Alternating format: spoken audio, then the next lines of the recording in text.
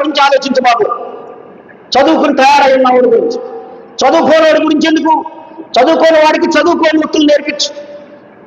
వాళ్ళకి ఏదైనా ప్రత్యేకమైనటువంటి స్కిల్ డెవలప్మెంట్ చేసి వాళ్ళకి లోన్లు ఇప్పించి వాళ్ళని ఆదుకో. రాజ్యాంగంలో పెట్టిన దాని జోలికి మాత్రం రామాకు.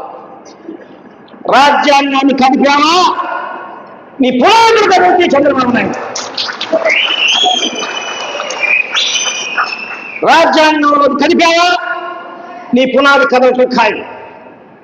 ఎందుకంటే రాజ్యాంగం అంత పటిష్టమైంది, రాజ్యాంగం దృఢమైంది.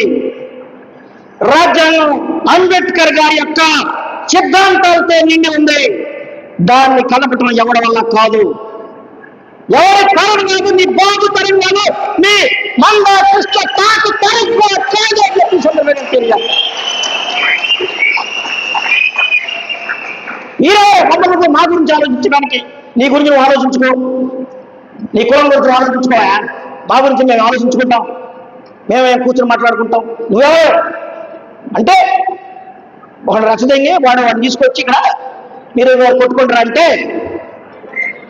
నువ్వు చక్కగా వింత చూస్తా ఓట్లు దొబ్బటానికి కూర్చున్నావా? ఇది జరుగుతున్న సోదరులారా. కాబట్టి వర్గీకరణ ఒకటే కాదు, ఆ క్రీమీ లేయర్ ఒకటి వస్తుంది. క్రీమీ లేయర్ చాలా డేంజరస్. క్రీమీ లేయర్ని మాదిగ లేయర్ వ్యతిరేకిస్తున్నారు. దేశంలో 88 మంది ఎంపీలు ఉన్నారు ఎస్సీలు.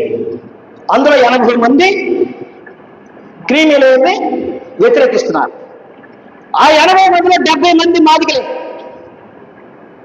అంటే ఉన్న 58 మందిలో ఎంతమంది ఎంపీలు ఉన్నారో మాదిగలో 80 మంది ఉన్నారు. ఉన్న 88లో మందా కృష్ణ చెప్పి మా పదవులన్నీ మాలనే పెట్టేస్తున్నారు, మా పదవులన్నీ మాలనే పెట్టేస్తున్నారు అంటాడు. మరి 80 మంది ఎవరయ్యా? మాదిగలేనా? మరి మాదిగలు కొట్టేశారుగా ఎంపీ పదవులన్నీ. దీనికి నీ సమాధానం ఏంటి చెప్పు? దీనికి నీ సమాధానం చెప్పు. దేశంలో ఉన్న 88 పార్లమెంటు సభ్యులు 70 మంది మాదిగలే. కాబట్టి అత్యధికమైనటువంటి ఎంపీ పోస్టులన్నీ కూడా మాదిగలే కొట్టేశారు. మా పోస్టులన్నీ మాల్లో గుట్టేస్తున్నారంటావు. నువ్వు చెప్పేది పచ్చి అబద్ధం. నువ్వు చెప్పేది పచ్చి అబద్ధం.